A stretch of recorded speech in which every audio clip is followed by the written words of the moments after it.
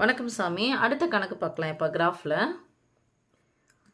பேருந்து நிலையம் அருகே உள்ள இருசக்கர வாகனம் நிறுத்தும் இடத்தில் பெறப்படும் கட்டணத் தொகை பின்வருமாறு.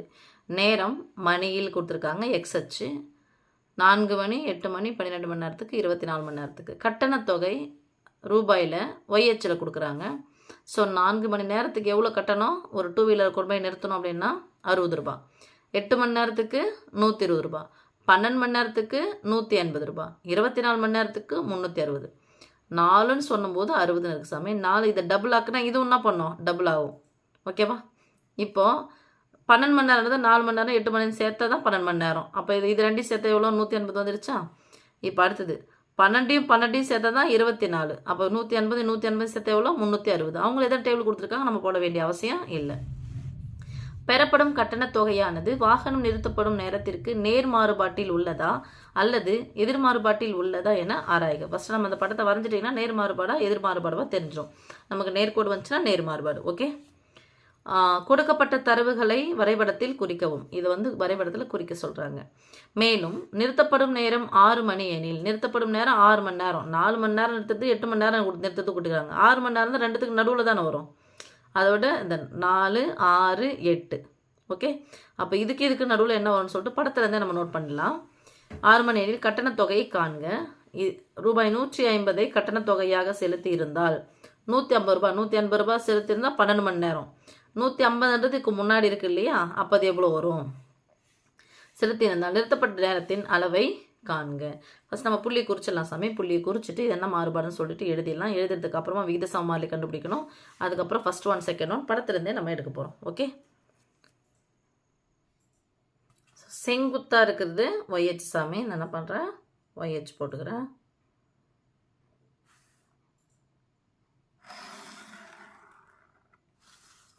அடுத்து கிடைமட்டமாக இருக்கிறது எக்ஸ் அச்சு.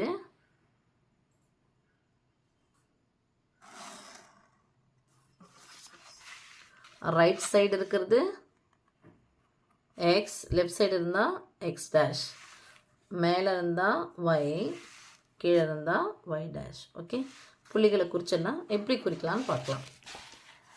எக்ஸ் அச்சு பொறுத்தவரை 4 8 12 24 இருக்குது. 24 வரைக்கும் போகுது. 24 நான் ஒன்றா எடுத்தேன்னு சொன்னால் 24 கோடி எனக்கு 24 சென்டிமீட்டர் இங்கே கொடுக்கல. இங்கேருந்து ரைட் சைடு போகிறது கொடுக்கல. ஸோ 2 எடுத்தனால 12 வேணும். நான் 12 விட்ருக்கேன் பாரு. 1 2 3 4 5 6 7 8 9 தான் விட்ருக்கேன். 12 2 24 நான் புள்ளி குறிக்கணும். அதனால் என்ன பண்ணுறேன்? 4 8 4னுடைய மடங்கு பாருங்கள். 4ஆம் வாய்ப்பாடு தானே. 1 4 3 8 3 12 4 16 போகணும். பொசுக்குன்னு 24 போட்டிங்கன்னா தப்பு. ஓகே, இப்போ 4 நாளாக போடுறேன் சாமி. 4 நாளாக லீவ் போடுறேன். இது 0,0 விட்டுன்னு வச்சிடலாம். இது முதல், அடுத்த சென்டிமீட்டர், 3ஆவது எடுத்து இந்த சென்டிமீட்டர், இந்த சென்டிமீட்டர். 4ஆம் வாய்ப்பாடு அப்படி எழுதினே போகலாமா? 4 நாளாக கூட்டி எழுதினா அதான் 4ஆம் வாய்ப்பாடு, பெருக்கல் வாய்ப்பாடு. 1 நாள் 4, 2 நாள் 8, 3 நாள் 12, 4 நாள் 16, 5 நாள் 20, 6 நாள் 24, 7 நாள் 28, 8 நாள் 32. இது வரைக்கும் நான் போட்டுக்கிறேன். ஓகே, ஒய்ஹெச் பார்த்தீங்கன்னா 10 10 தான் போட்டிருக்கான். 360 வரைக்கும் போட முடியும். 36 கோடி எனக்கு வந்து தான் 360 போட முடியும். நான் 20 20 எடுத்துட்டேன் அப்படின்னு சொன்னாலும் எத்தனை வேணும்? 180 வேணும். 180 பண்ணுறேன், சாரி 18 வேணும். நான் 18 பாக்ஸ் விட்டு தான் போட்டுனான்னா 1 2 3 4 5 6 7 8 9 10 11 12 13 14 15 16 தான் போட்டுக்கிறேன். அதனால் என்ன பண்ணுறேன்? ஒருவேளை மிஸ் நான் 20 20 போகிறப்போன்னு சொன்னீங்கன்னா என்ன பண்ணணும்? நீங்கள் மேலேருந்து 360 குறிச்சிடுங்க. 360 குறிச்சிட்டு கீழே அப்படியே 20 20 குறைச்சிக்கிட்டே வந்தீங்கன்னா எது வரைக்கும் வருதோ அதில் என்ன பண்ணுவீங்கன்னா எக்ஸ் அச்சு போட்டுக்கலாம். இப்போ நான் என்ன பண்ணுறேன்? அடுத்தது பார்க்கும்போது பார்த்தா 20 20 நான் எடுக்க வரல. 30 30 எடுக்க முடியுமான்னு பார்க்குறேன். 30 எடுத்தால் அந்த 30 அப்படிங்கிறது எத்தனை 30? 2 30 60. எத்தனை 30? 4 30. இங்கே எத்தனை 30 வரும்? 6 3 18, 6 30 வரும். இங்கே 12 3 36, 12 30 வரும். ஓகே, அப்போ 30 30 தான் நான் எடுக்க போகிறேன் சாமி. நல்லா பாருங்கள் சாமி. 3ஆம் வாய்ப்பாடு தான். அதுக்கு பின்னாடி முட்டை சேர்க்குறோம், வேறு ஒன்றும் இல்லை. கீழே மேலே போ சாமி. இதான் 0,0. நைஃபன் எங்கே போட சொல்லணும்னு சொன்னால் ரைட் சைடு லேஸாக போட்டால் போதும். ஃபுல்லாக நிறைய இழுக்காதீங்க, சின்ன சின்னதாக போகிற தெரியுது இல்லைம்மா? இப்போல்லாம் 1 3 3 30, 2 3 6 60, 3 3 9, 4 3 12, 5 3 15, 6 3 18, 7 3 21, 8 3 24, 9 3 27, 5 3 30, 11 3 33, 12 3 36. ஓகே, 320 வரைக்கும் நான் போட்டேன். இப்போ அளவுகளில் குறிச்சதுக்கு அப்புறமா நான் செய்ய வேண்டியதுனா சாமி அளவு திட்டம் எழுத போகிறேன். நான் எழுதிக்கிறேன். ஏன்னாங்க நேர்கோடு வரையும் போது எங்கேயும் போய் முட்டிக்கூடாது. அதனால் அளவு திட்டம் 2 அச்சு தான் சாமி இருக்குது. ஒன்று எக்ஸ் அச்சு, இன்னொன்று தங்கம் ஒய் அச்சு. இது எத்தனை சென்டிமீட்டர் சாமி? எல்லாமே பாக்ஸ் ஒன்று ஒரு சென்டிமீட்டர் தான் பிரிச்சிருப்பாங்க. ஈக்குவல் டு எத்தனை அலகாக பிரிச்சிருக்கோம்? 4ன்னா 4 நாளாக கூட்டிகிட்டு போயிருக்கோம். அப்போ எத்தனை அலகுகள்? 4 அலகுகள். ஃபஸ்ட்டு இருக்கிறது நமக்கு முக்கியம். 30 30ஆக கூட்டிகிட்டு போயிருக்கோம். இப்போ எத்தனை அலகுகள்? ஒய் அச்சு 30 அலகுகள். 1 சென்டிமீட்டர் ஈக்குவல் டு 30 அலகுகள். ஓகே, இப்போ நம்ம புள்ளியை குறிக்கலாம். 4, 60, 8, 120. 4க்கு நேராக அப்படியே எடுத்துக்கிட்டே போங்க சாமி. 4க்கு நேராக 60 தான் இருக்கா? 8க்கு நேராக 120. அடுத்து 12க்கு நேராக தெரியுதா சாமி? 12க்கு நேராக 12க்கு நேராக 180.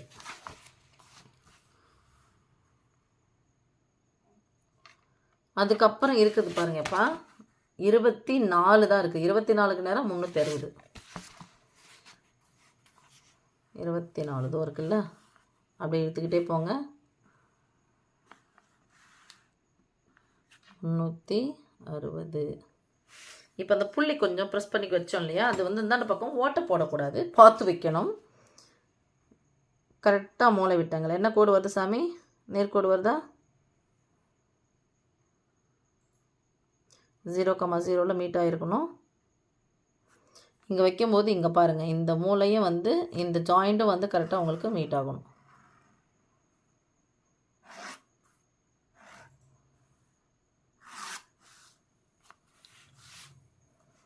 டபுள் ஆகிடுச்சு பார் சாமி, கரெக்டாக போடுங்க. இப்போ புள்ளி குறிச்சிக்கலாம். டபுளாக இருந்தாலும் புள்ளி மறைஞ்சு போயிடுச்சா? அப்போ இது மாதிரி புள்ளி மறைஞ்சிச்சுன்னா நான் எப்படி புள்ளியில் குறிக்கணும்னு சொல்லித்தரேம்மா. இங்கே பாருங்கள், இந்த இருக்குல்ல, இந்த 60 இருக்கா, இந்த பெருக்கல் குறிப்போர் தெரியுதா சாமி? எங்கே காணோம்? பெருக்கல் குறி போட்டு ஒரு ரவுண்ட் பண்ணணும். ஓகே, இந்த பாருங்கள், இந்த ஜாயிண்ட் இருக்குல்ல, அந்த ஜாயிண்டில் இங்கேயும் இதையும் போட்டு ரவுண்டு, இங்கேயும் போட்டு ரவுண்டு. அப்புறம் 360. ஐயோயோ, தெரியவே இல்லையா?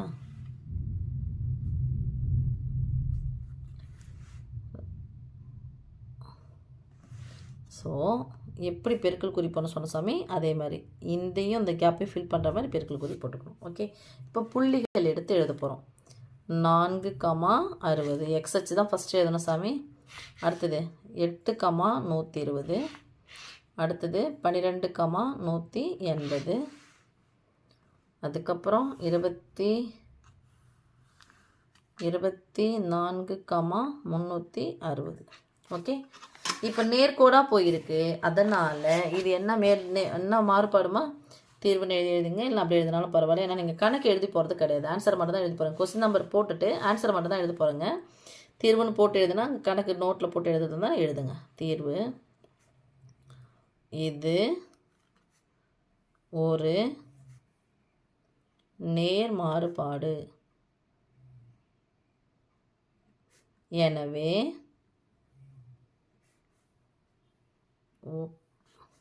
சொல்லுங்கள் சாமி, y ஈக்குவல் டு நேர்மாறுபாடா இன்ட்டு எக்ஸ். என்ன into X? K into X. These implies கூட விட்டாரா? கே என்பது யார்? விகித சம மாறிலி. விகித சம மாறிலி கே ஈக்குவல் டு, எனக்கு கே மட்டும்தான் தேவை. பெருக்கலாக இருக்கிற எக்ஸ் இந்த பக்கம் வந்துச்சுன்னா வகுத்தலாம் மாறும். y/x இங்கே ஈக்குவல் டு கூட போடுங்க. தீஸ் இம்ப்ளைஸ் போட வேண்டிய அவசியம் இல்லை.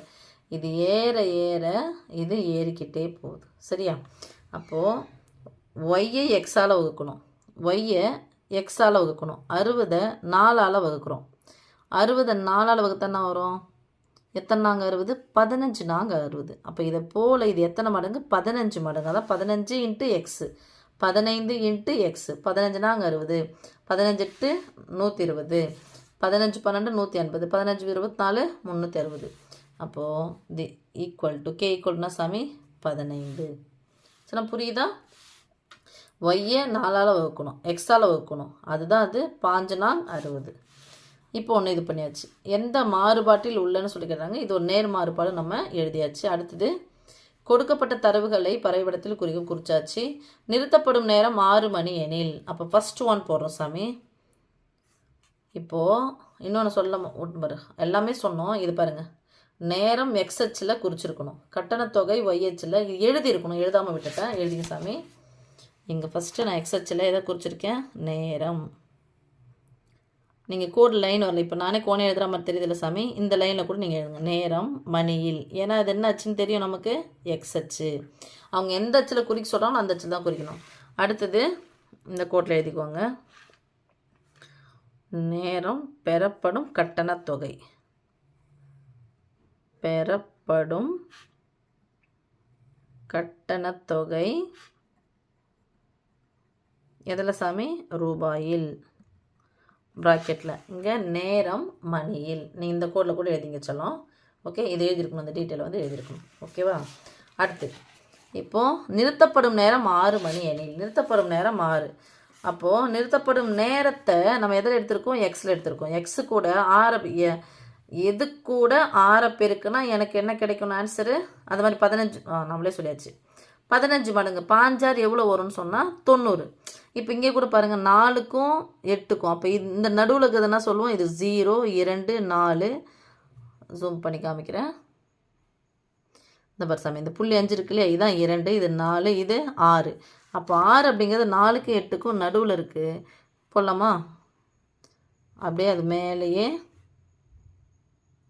போட்டு அந்த நேர்கோடு வரைக்கும் சந்திக்கிறத எடுத்துகிட்டு போகிறேன். எடுத்துகிட்டு போயாச்சா?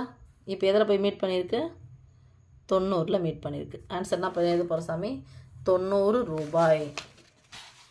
ஆன்சர் ரூபாய் 90. ஓகே, செகண்ட் ஒன்று பாருங்கள். ரூபாய் 150 கட்டணத்தொகையாக செலுத்தி இருந்தால் நிறுத்தப்பட்ட நேரத்தின் அளவை காண்க. 150 கட்டணத்தொகை எதில் குறிச்சிருக்கிறோம்? ஒய்ஹெச்சில் தானே குறிச்சிருக்கோம். அப்போ ஒய்ஹெச்சில் போயிட்டு 150 எங்கே இருக்குதுன்னு தேடுங்க. 150 இருக்கா? அப்போ இதுக்கு நேராக இழுத்துட்டு போகணும் சாமி. சரியா? 150 ஒய்ஹெச்சில் கட்டணத்தொகையை நம்ம ஒய்ஹெச்சில் குறிச்சிருக்கோம். சின்ன சின்ன டாட்டா போடுங்க. மீட் ஆகிடுச்சா? இந்த மீட் பண்ணதுலேருந்து இறங்கி கீழே வாங்க. அப்படியே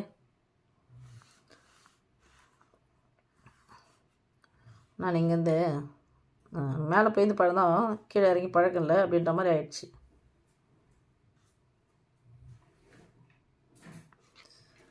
நாலுக்கும் 6க்கும் நடுவில் 8ன்னா 8க்கும் 12க்கும் நடுவில்னா சாமி 10. அவ்வளோதானே. 8 10 12. அப்போ 10. 15 தானே 150. நான் 15ஆல் பெருக்க போகிறோம். ரூபாய் 10. பசு மணி நேரம், சாரி சாமி, 10 மணி நேரம். எத்தனை மணி நேரம் நிறுத்திருக்கணும் சாமி? நிறுத்தப்பட்ட நேரத்தின் அளவு 10 மணி நேரம். ஓகே, புள்ளி குறிச்சிட்டோம், டாட்டை குறிச்சிட்டோம். மிஸ் இதை புள்ளி குறிக்கணும் அவசியம் இருக்குன்னா இதுக்கு தான் ஆன்சர் என்ன பண்ணிடுறோம், இந்த பக்கம் எடுத்து எழுதிட்டோம். ஓகே, சொல்லும். தேங்க்யூ சாமி.